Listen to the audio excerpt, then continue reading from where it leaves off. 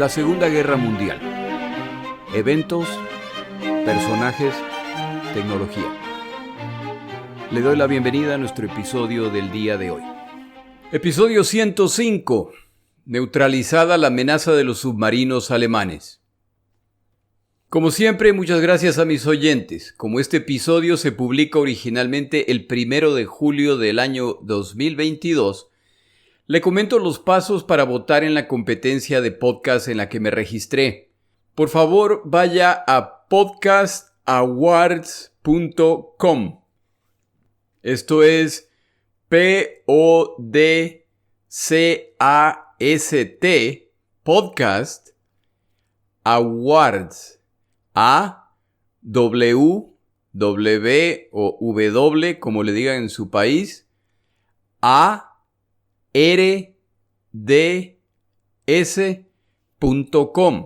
Repito, es una sola palabra más .com.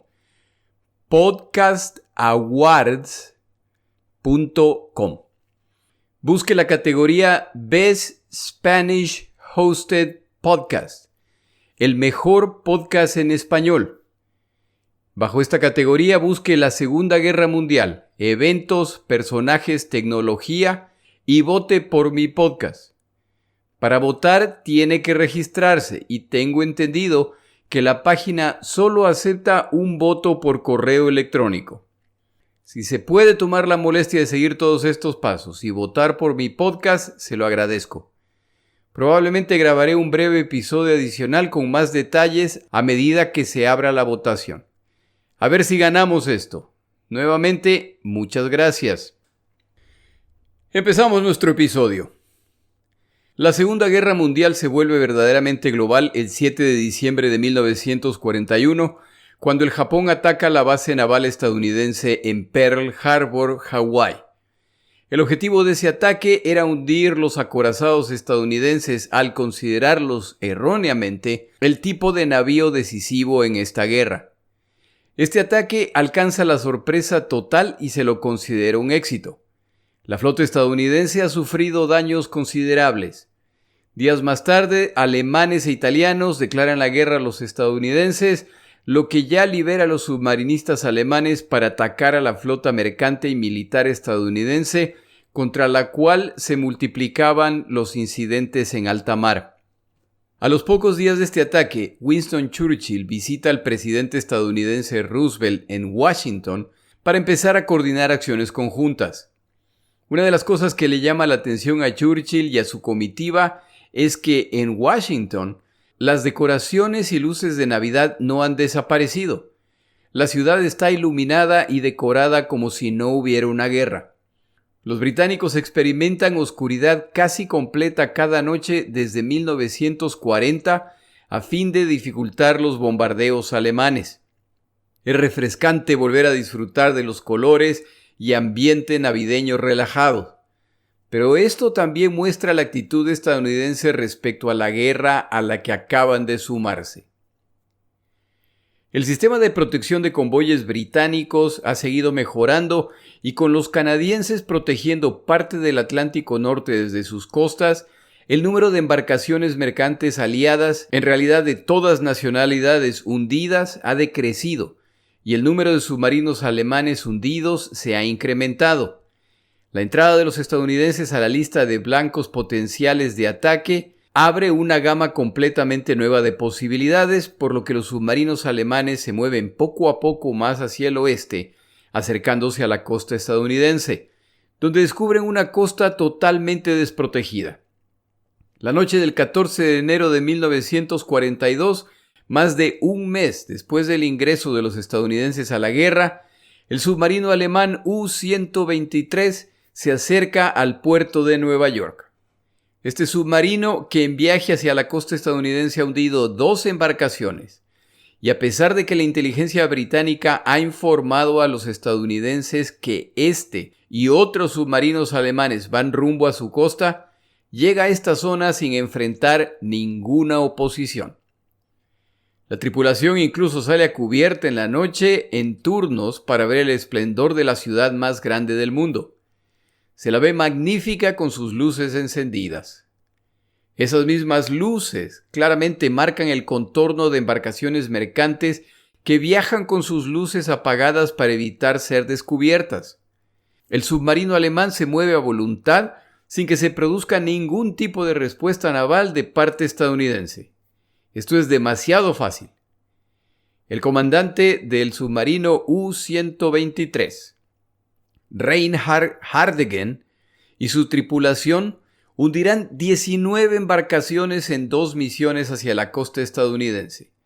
Y la respuesta durante sus ataques es inexistente, tardía o inepta.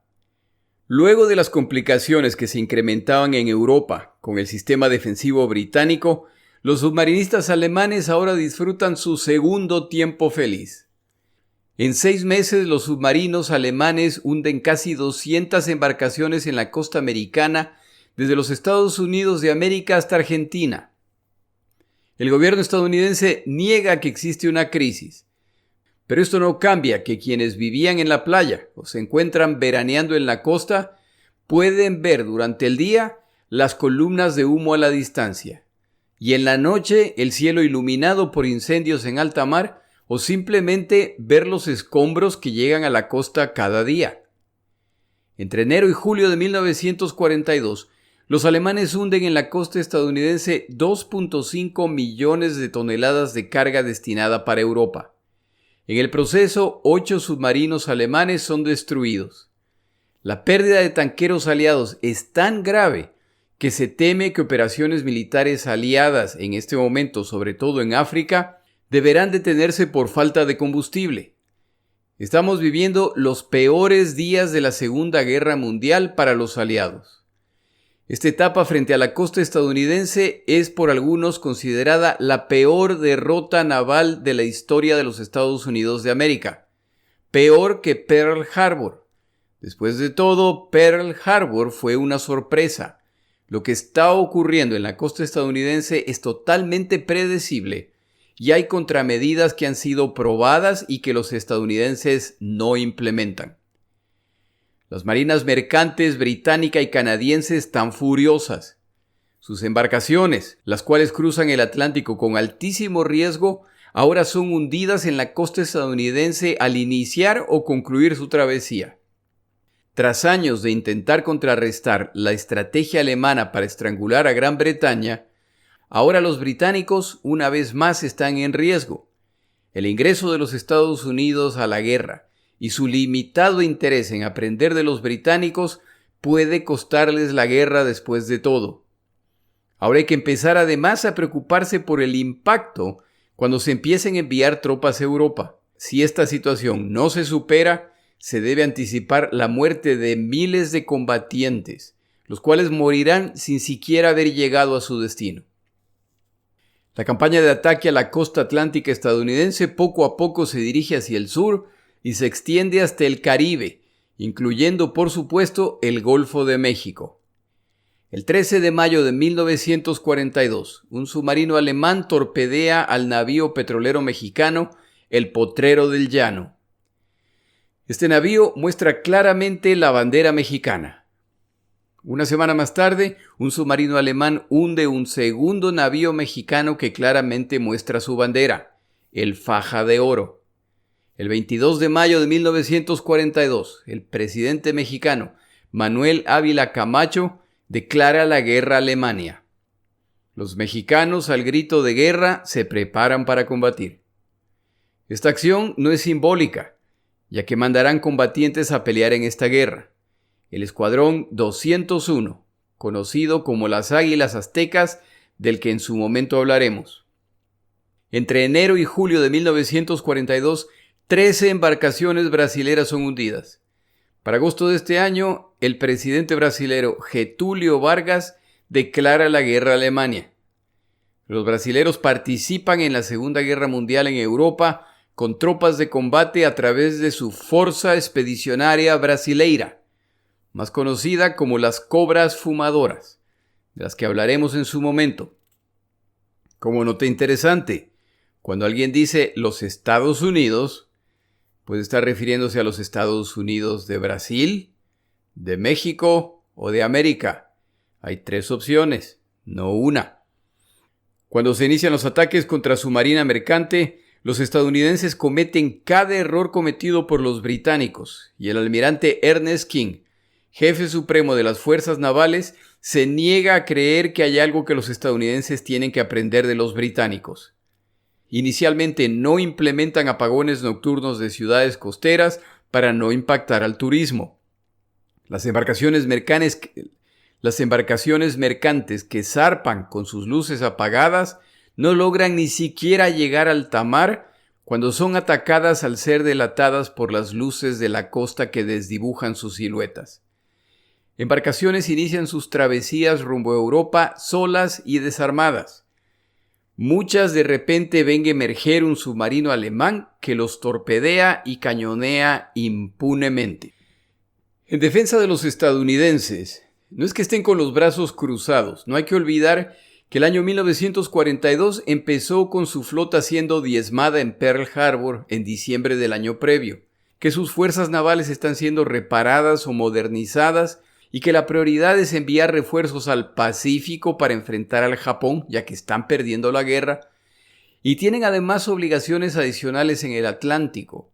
Sus fuerzas se encuentran estiradas hasta el límite en espera que los planes de construcción de embarcaciones militares y entrenamiento de nuevos marinos de guerra se complete lo antes posible. El texto consultado esta semana incluye una tabla provista por el gobierno británico luego de la guerra que muestra el número de toneladas hundidas por submarinos alemanes durante la Segunda Guerra Mundial. La gráfica tiene el aspecto de campana común en este tipo de gráfica. A simple vista se puede saber sin la menor duda cuál fue el año más grave para los aliados. 1942. Principalmente la primera mitad en un año en que la guerra va en contra de los aliados prácticamente en todos los frentes. La tabla muestra la misma situación en el mar, excepto que aquí todo el año es el que va mal. Las pérdidas de este año son incomparables al resto de años de la Segunda Guerra Mundial, incluyendo 3 meses en que más de 800,000 toneladas se perdieron en ataques principalmente de submarinos alemanes. El resto fueron por minas alemanas, bombardeos o navíos de superficie. Las pérdidas en algunos de los meses de 1942 superan a las peores pérdidas de otros años por más de 100,000 toneladas por mes. Si elimina 3 meses terribles, en que fueron más de 800,000 toneladas por mes, todavía tiene un mes en que las pérdidas fueron peores que el resto de la guerra. Es uno de esos gráficos que explican con pocas palabras la gravedad de la situación en el Atlántico. Los estadounidenses poco a poco van corrigiendo los problemas, y la tabla muestra el impacto. Noviembre de 1942 es un mes de pérdidas altísimas, y la razón es que se están realizando los desembarcos aliados en África y se necesitan provisiones. En diciembre, en cambio, las pérdidas bajan, y la razón es que los submarinos alemanes son enviados al Mediterráneo a intentar detener a los aliados. Esto le da un respiro a los aliados en el Atlántico, por lo que en enero y febrero de 1943 las pérdidas son más de acuerdo a lo normal, entre comillas, a lo largo de la guerra. La Marina de Guerra alemana ordena que las jaurías de lobos regresen al Atlántico, por lo que en marzo los hundimientos se disparan a niveles cercanos a los peores meses de 1942. Pero en 1943, una serie de factores confluyen para cambiar definitivamente el curso de la guerra en el Atlántico. Y casi todos estos factores están relacionados con la tecnología. Como he mencionado en varios episodios desde temprano en esta guerra, incluso antes del ingreso de los estadounidenses como combatientes, los estadounidenses están ayudando a los británicos con provisiones y equipo. Winston Churchill decide enviar una comisión científica a los Estados Unidos de América para iniciar un intercambio de conocimiento tecnológico. El artefacto principal que esta comisión británica lleva consigo es el magnetrón de cavidades, un pequeño artefacto capaz de operar con ondas mucho más precisas que las de los grandes radares y que por su tamaño hace posible instalarlo en embarcaciones y sobre todo en aviones. Los estadounidenses verifican la impresionante capacidad de este aparato y por supuesto están de acuerdo de que las posibilidades ahora son incomparables. Este intercambio de información y tecnología hacen que las mentes privilegiadas de estos dos países ahora empiecen a desarrollar instrumentos que cambian el curso de la guerra, de los cuales, en mi opinión, el más importante es el radar. Esta iniciativa de Churchill no es del todo desinteresada. Los británicos no tienen la capacidad industrial para producir y probar masivamente estos inventos. Esta decisión, que es muy poco mencionada, es sin duda uno de los puntos cruciales de la Segunda Guerra Mundial. Para 1943 están confluyendo factores tecnológicos y tácticos que cambian completamente los combates en el Atlántico. La estrategia desarrollada por Dönitz empieza a desbaratarse al crear los aliados contramedidas contra cada uno de sus componentes. Como breve recordatorio, en su forma más sencilla, la estrategia de las jaurías de lobos de los submarinos alemanes funcionaba de la siguiente forma. Unos pocos submarinos son enviados al oeste rumbo a los Estados Unidos de América y Canadá a patrullar las rutas mercantes del Atlántico, mientras la mayor parte de esta fuerza espera en las rutas marítimas hacia el este. Al descubrir un convoy aliado, el submarino de avanzada no lo ataca o se deja ver. Simplemente transmite a Francia por vía radial y en código la ubicación y dirección del convoy. El Centro de Operaciones Submarinas en Francia, utilizando la información provista por el submarino, lo ubica en un mapa del Atlántico a través de cuadrantes identificados con letras. El centro de comando en Francia entonces hace los cálculos de tiempos, distancias y posibles rutas y contacta a los grupos de submarinos con instrucciones de a dónde dirigirse. Los submarinos, por su parte, reportan su ubicación a medida que se acercan a la zona acordada para continuar la coordinación. Al llegar un convoy, los submarinos alemanes que han calculado el punto de encuentro para que se produzca en la noche, esperan a las embarcaciones mercantes aliadas en la superficie, donde no pueden ser detectadas por el sonar.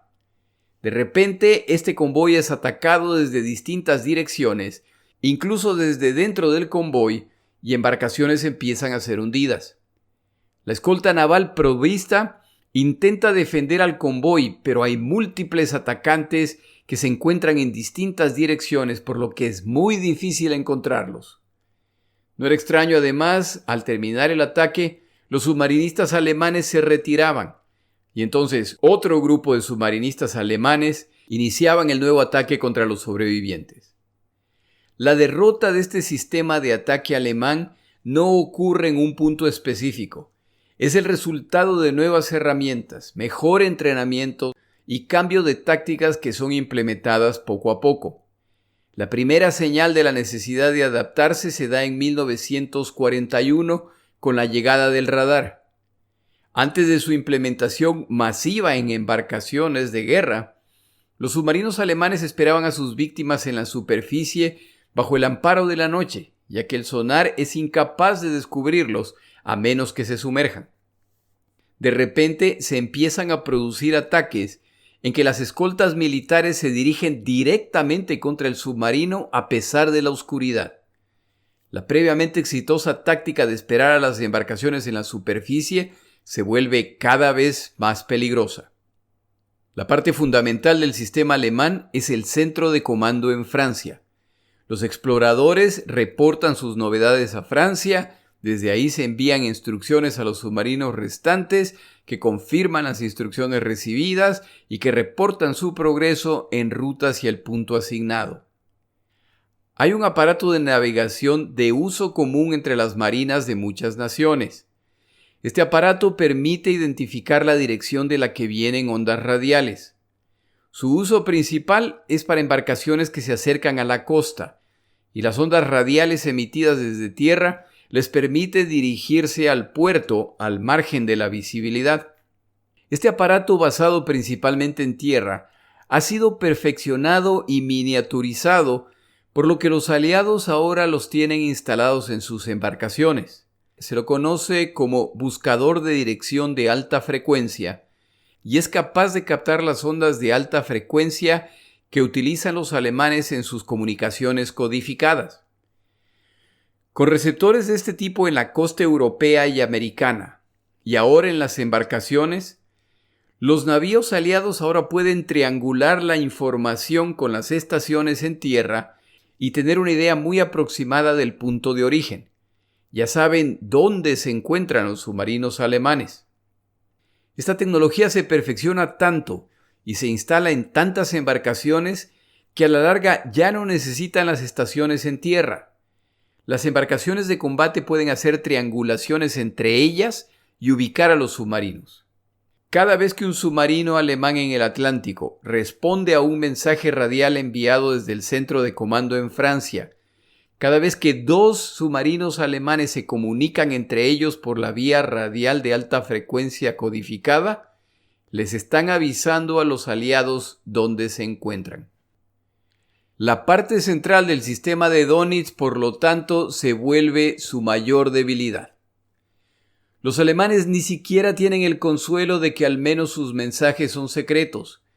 Los servicios de inteligencia británicos, luego del hundimiento del submarino U-110, logran recuperar una máquina Enigma y descubren que esta máquina tiene 4 rotores en vez de los 3 normales en este tipo de máquinas. Esta es la razón por la que no lograban descifrar los mensajes. Se dan cuenta además de que los alemanes han descifrado los códigos mercantes británicos. Y esto era lo que les facilitaba tanto atacar sus convoyes. Tomará unos meses descifrar los mensajes alemanes en tiempo real. Pero una vez logrado esto, ahora tienen un altísimo nivel de acceso a los planes alemanes, lo que les permite anticiparse a sus movimientos. En este punto tomamos una pausa en nuestro episodio.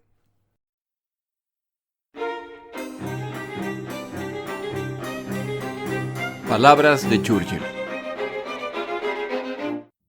El día de hoy traigo una historia familiar de Churchill que hace referencia a un episodio reciente. Sarah Churchill, la hija mayor de Winston Churchill, se casó con Vic Oliver, un comediante de teatro. En una cena familiar en Chartwell, la casa de Churchill, Oliver intenta sacar a su famoso suegro de uno de sus estados de ánimos hoscos en los que a veces se encontraba. Oliver, que tenía una relación poco cercana con Churchill, entre otras cosas porque adquiere la costumbre de llamarlo Popsy, que debe ser un apodo relacionado con la palabra papi en inglés y que el señor Oliver considera una buena idea. En cierto momento, Oliver le pregunta: Popsy, ¿quién en tu opinión fue el estadista más grande que jamás hayas conocido? Churchill lo piensa y responde: Benito Mussolini. Esta respuesta inesperada toma por sorpresa a Oliver. ¿Qué? ¿Por qué es eso, Popsy? Responde Oliver sorprendido. Churchill explica: Mussolini es el único estadista que tuvo el coraje necesario para ejecutar a su propio yerno. Como nota aparte, este matrimonio no duró demasiado tiempo.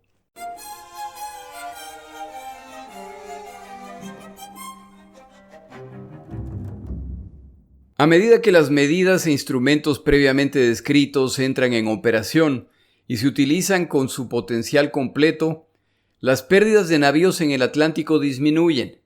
Como además a finales de 1942 los aliados desembarcan en el norte de África, los submarinos alemanes son enviados a este teatro de operaciones para apoyar la defensa. En el primer mes de 1943 logran hundir tonelaje cerca del récord máximo de este año. Los aliados reaccionan con mayores escoltas aéreas y el tonelaje hundido nuevamente desciende drásticamente. Como los alemanes han diseñado nuevos submarinos y se han dedicado a su construcción, Para febrero de 1943, los alemanes cuentan con alrededor de 240 submarinos, de los cuales aproximadamente la mitad estaban operacionales al mismo tiempo. Abril de 1943 es un desastre para los aliados al perder embarcaciones en números que se supone ya eran historia.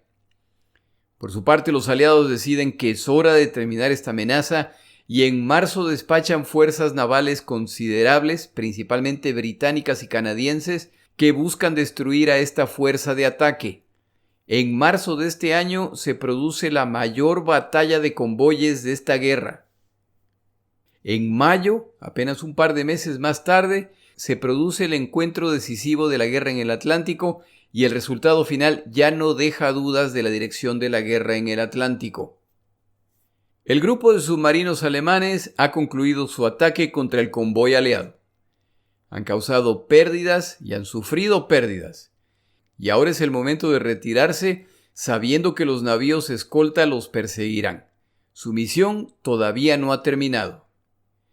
A medida que se sumergen intentando alcanzar la mayor profundidad posible, escuchan las propelas que se acercan a toda velocidad. De repente, a través de sus instrumentos, escuchan que algo ha impactado la superficie del agua. Deben ser las cargas de profundidad. Está, por lo tanto, a punto de iniciarse el conocido ritual. Las cargas de profundidad empezarán a explotar, ojalá lo hagan lejos del submarino para que no se produzcan daños mayores. Pero saben que estos ataques de grupos de 10 cargas a la vez se repiten a medida que los navíos aliados intentan descubrir la dirección y profundidad correctas. Pero esta vez es diferente. No se producen explosiones. Escuchan por segunda vez el impacto de un objeto en el agua y esperan. Pero nuevamente no se producen explosiones. Esto es muy extraño. ¿Cuál puede ser la explicación? Escuchan el sonido por tercera vez y unos segundos más tarde escuchan el último sonido de su vida. De repente se escucha como si un martillo golpea el casco del submarino desde afuera. El sonido es seguido por una explosión que abre el casco del submarino como si fuera una lata. Dependiendo de la profundidad, al abrirse el casco, la tremenda presión del agua colapsa todo y la tripulación muere inmediatamente. Si en cambio se encontraban más cerca de la superficie, entonces el submarino probablemente se hundía y todos mueren ahogados. Si son afortunados, a lo mejor podrán emerger. ¿Qué ha sucedido? Este submarino no ha sido atacado con cargas de profundidad. Ha sido atacado con un invento británico que tomó cierto tiempo para ser adoptado, pero que es mucho más letal que las cargas de profundidad. Los británicos lo denominan el puercoespín, hedgehog. El concepto es similar a la carga de profundidad, que no es más que un barril lleno de explosivo de alto poder que contaba con un sensor variable que causaba que explotara a profundidades programadas.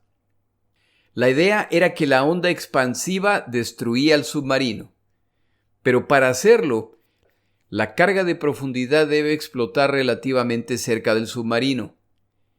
La efectividad del ataque con cargas de profundidad se verificaba a través de lo que emergía.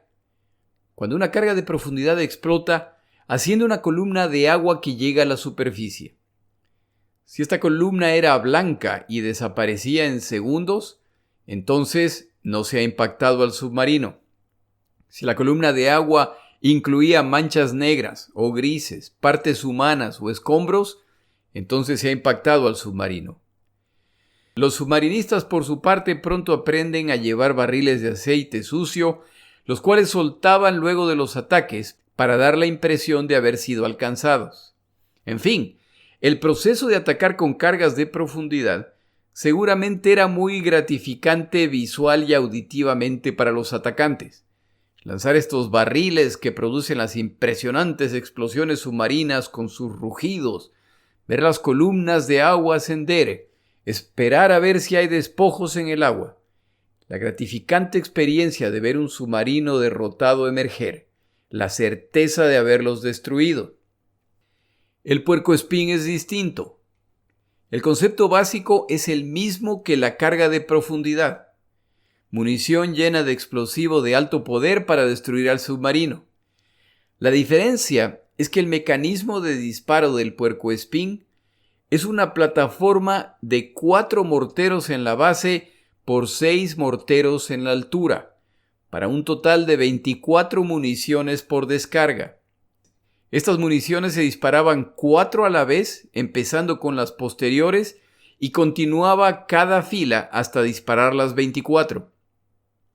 La inclinación de cada fila resultaba en que las 24 cargas ingresaban en el agua al mismo tiempo. Estas municiones son mucho más pequeñas que las cargas de profundidad, pero no explotaban al alcanzar una cierta profundidad. Explotaban al impactar un objeto duro, en este caso el submarino. La ventaja del puercoespín sobre la carga de profundidad es que las 24 municiones disparadas cubrían un área mucho mayor que la de la carga de profundidad y al explotar al hacer contacto con el submarino, representa una muerte segura para su tripulación a pesar de tener una carga más pequeña. Si un submarino era impactado por 2 o más de estas municiones, la destrucción era instantánea. Pero las tripulaciones de destructores y otras embarcaciones antisubmarinos inicialmente se resisten a utilizar los puercoespines al ser instalados en sus embarcaciones. Es uno de esos tantos casos de resistencia contra nuevas tecnologías. Los ataques con cargas de profundidad, como ya dije antes, son muy emocionantes e impactantes. Los ataques con puercoespines no lo son. No hay decenas de explosiones y cuando las hay, es apenas normalmente 1 o 2. Pero la evidencia poco a poco se vuelve irrefutable. Ataques con puercoespines son mucho más efectivos que con cargas de profundidad. 1 de cada 5 ataques con puercoespines resultaban en la destrucción de un submarino. Compare esto con las cargas de profundidad. En este caso, 1 de cada 80 cargas de profundidad destruían un submarino. El almirantazgo británico empieza a insistir en el uso de esta arma en vez de cargas de profundidad, y a medida que más se adopta, la vida de los submarinistas alemanes se sigue complicando. A la larga, los estadounidenses también adoptan esta arma, con terribles consecuencias para los submarinistas japoneses. De coles a nabos. Preparando este episodio aprendí algo que me pareció muy interesante. En otros episodios he mencionado las limitaciones del sonar al buscar submarinos y entre estas mencionaba que el sonar era inútil en los últimos metros de aproximación al perder el contacto con el submarino. Eso es incorrecto. En realidad no se pierde el contacto. Lo que ocurre es que como el sonar funciona a través de ondas de sonido, en los últimos metros de aproximación, debido a la velocidad a la que viaja el sonido, si el sonar hacía contacto con un submarino, el pulso generado y el retorno de este pulso ocurren prácticamente al mismo tiempo, por lo que no es posible determinar si es que se perdió el contacto con el submarino o es una confirmación.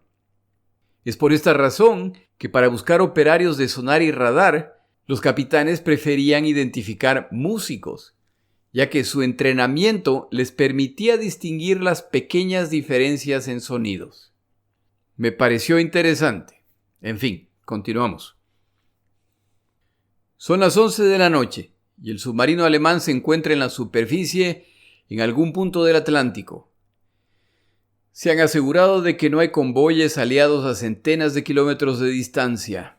De acuerdo a los reportes más recientes, mantenerse cerca de los convoyes, incluso en la noche, ya no es seguro, ya que las embarcaciones de escolta los atacan. La razón es el radar que ahora tienen estas embarcaciones. Los motores a diésel del submarino alemán están cargando las baterías eléctricas que operan al estar sumergidos.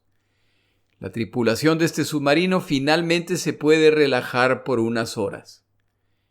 De repente se enciende una potente luz a centenas de metros del submarino, la cual les apunta, lo que en medio de la oscuridad resulta en segundos de ceguera total hasta que sus ojos se acostumbren. Se escucha de repente el ruido de motores encendiéndose y la cubierta del submarino empieza a ser ametrallada. Caen un par de bombas que afortunadamente solo causan daños menores a la embarcación al impactar un poco por delante del submarino. 3 tripulantes mueren, 2 más desaparecen, y tras unos cuantos minutos de pánico, el resto de los tripulantes han logrado regresar al interior del submarino, donde los procedimientos para sumergirse se ejecutan a toda carrera. Antes de alejarse, escuchan el estallido de 2 bombas adicionales. Es casi como haber sido atacados por un fantasma. ¿Cómo es posible que no hayan escuchado los motores del avión que se aproximaba? ¿Cómo es posible que los hayan encontrado en la oscuridad de la noche? ¿Qué fue esa luz que han visto y que aparece y desaparece repentinamente? El submarino reporta a su centro de comando en Francia lo ocurrido. Este evento deja en claro que los submarinos ya no están a salvo en el Atlántico, ni aún en la noche y en completo aislamiento. ¿Qué ha sucedido? A un avión aliado de reconocimiento se le ha asignado una misión nocturna. Esto hasta hace poco era imposible, pero ahora ciertos aviones aliados ya cuentan con avanzados radares que buscan en la superficie del mar. El radar les indica desde centenas de metros de altura la presencia de embarcaciones a decenas de kilómetros a la redonda, incluidas las torres de mando de los submarinos alemanes en la superficie. Un submarino alemán en la superficie muestra la clara silueta en la pantalla del radar. El navegante de este bimotor aliado descubre al submarino alemán y lo comunica al piloto. Deciden ejecutar una maniobra practicada muchas veces. Dan la vuelta y se ponen en ruta directa hacia el submarino. Apagan entonces los motores del avión y lo dejan planear hacia su objetivo. Bajo una de sus alas, este avión lleva una potente luz diseñada por un comandante británico, la cual se puede instalar bajo el ala de un bombardero en lugar de una de sus bombas. Mientras el bombardero planea hacia su objetivo, el operador de radar se asegura de que siguen acercándose a su blanco. A través del altímetro, el piloto se asegura de que ellos mismos no están a punto de transformarse en un submarino. Al acercarse a centenas de metros del submarino y a pocos metros de altura sobre el mar, encienden sus motores, encienden la poderosa luz y el artillero empieza a ametrallar la torre de mando del submarino mientras se sueltan las bombas. En apenas unos segundos el ataque ha terminado. Desafortunadamente han esperado demasiado y el ataque falla. Se elevan y giran para un segundo ataque, pero para entonces el submarino alemán ya se ha sumergido. Los alemanes responden con sus propias innovaciones, que incluyen torpedos que luego de ser disparados pueden realizar giros de hasta 90 grados. Esto permite disparar a los convoyes incluso si se navega paralelamente a ellos. Los alemanes diseñan además torpedos que viajan en grandes arcos que se reducen en cada vuelta, lo que les permite disparar torpedos en medio de convoyes. Este torpedo a la larga en sus giros encontrará su blanco. Los alemanes desarrollan además torpedos con sensores capaces de identificar y seguir el sonido de las propelas hasta alcanzar a sus blancos. Estos torpedos se pueden disparar sin emerger y solo hay que hacerlo en la dirección general de la embarcación enemiga. El torpedo se encarga del resto. Pero todas estas innovaciones no son suficientes para cambiar el rumbo de esta guerra.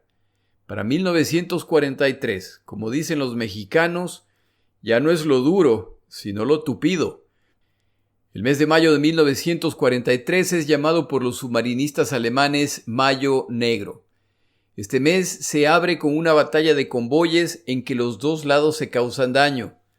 Los alemanes hunden 13 embarcaciones aliadas, al costo de 6 de sus submarinos.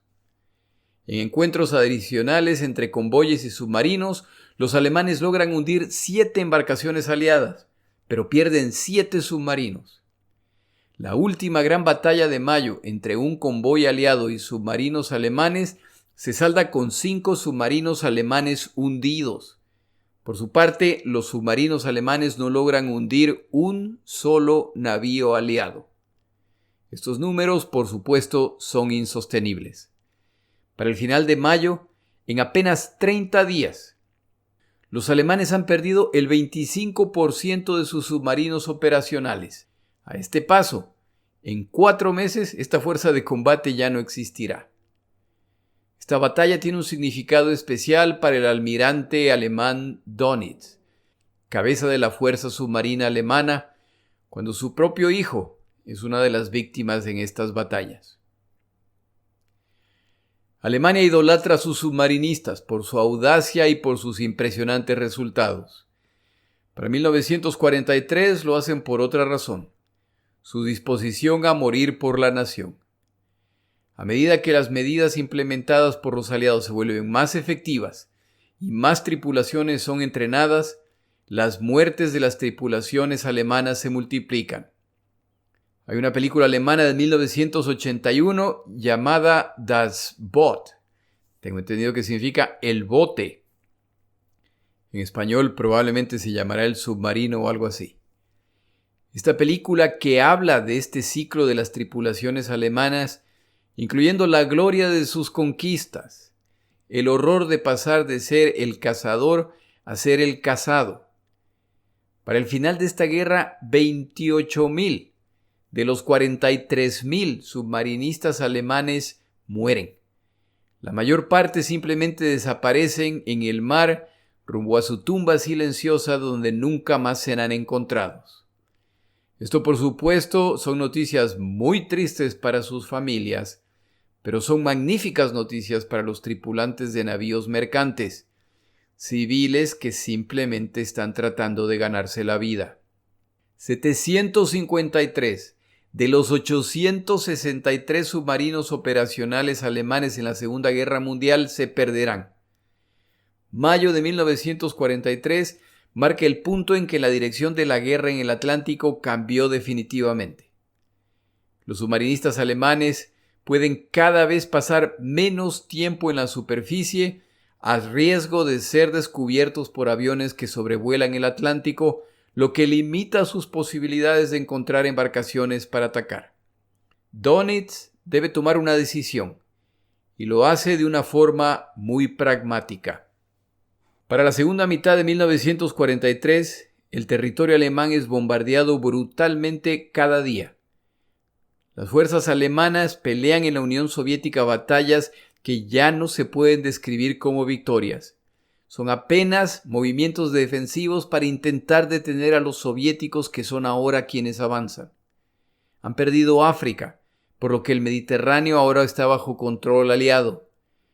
En Italia pelean contra fuerzas multinacionales dirigidas por estadounidenses y británicos, sabiendo que a la larga perderán, a medida que la población civil italiana se opone más y más a su presencia y los aliados desembarcan más al norte del país.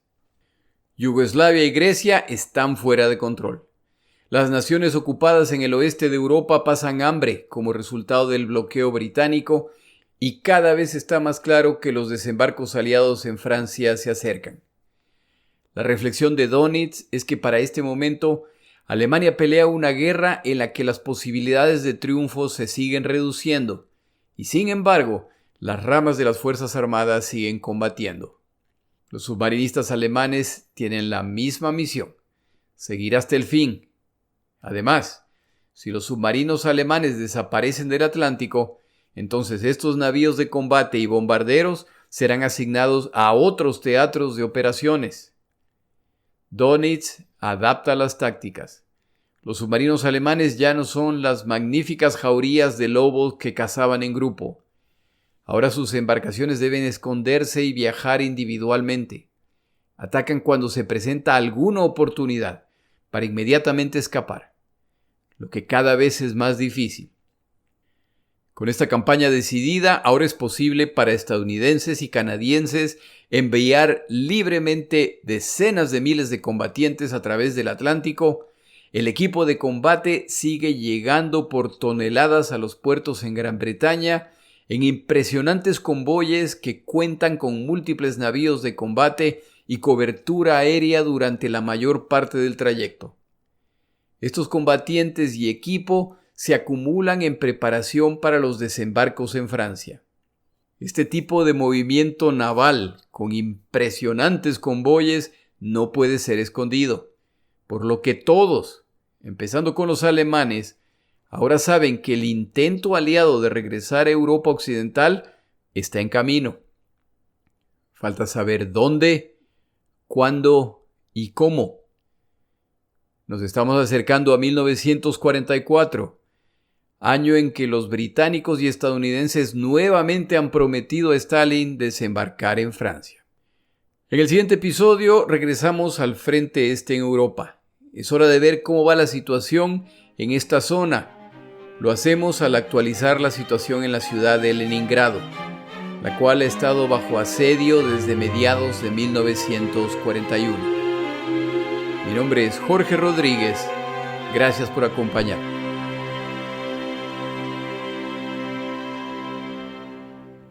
Para información adicional respecto a este episodio, las notas de este podcast, que incluyen la narración de este episodio, así como acceso a resúmenes, videos, documentales y materiales adicionales gratuitos disponibles en el Internet, por favor vaya a Amazon y busque el libro La Segunda Guerra Mundial, Eventos, Personajes, Tecnología.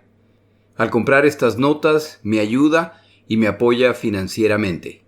Puede encontrar información adicional en mi página web, lasegundagm.com. Muchas gracias.